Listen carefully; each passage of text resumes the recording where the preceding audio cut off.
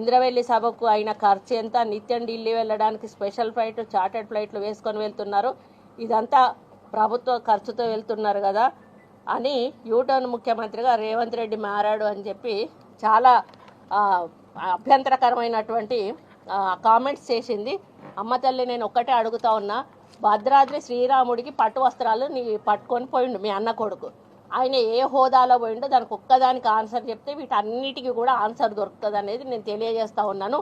ప్రభుత్వ నిధుల దుర్వినియోగం గురించి మాట్లాడే నైతిక హక్కు మీకు అస్సలు లేదని చెప్తా ఉన్నాను. ఈరోజు 100 కోట్లు 200 కోట్లు పెట్టి మీ సొంత ఫ్లైట్ కొనుక్కునే స్థాయికి మీరు ఎట్లా ఎదిగారో అని అడుగుతా ఉన్నాను.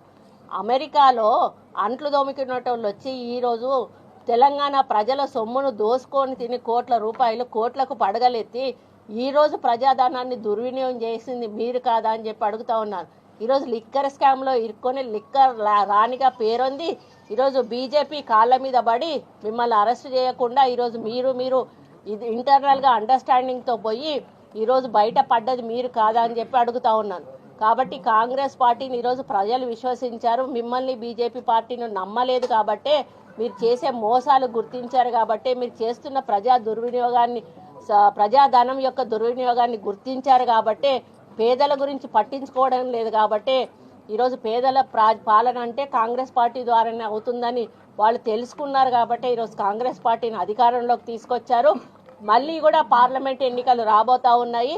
నేను ఈ వేదిక మీద నుంచి కవిత గారిని చెప్తా ఉన్నాను, అమ్మ నిలబడు, మళ్ళీ నిజామాబాద్ నుంచి నిలబడతావా, ఒకవేళ ఆడ ఓడిపోయినా అని చెప్పి భయపడి ఇంకో దగ్గర నుంచి నిలబడతావా, ఎక్కడి నుంచి నిలబడతావో నిలబడతాలి. ఈసారి నిన్ను కూడా ఖచ్చితంగా మళ్ళీ ఈ తెలంగాణ ప్రజలు ఓడగొడతారు. ఇంద్రవెల్లి సభకు అయిన ఖర్చు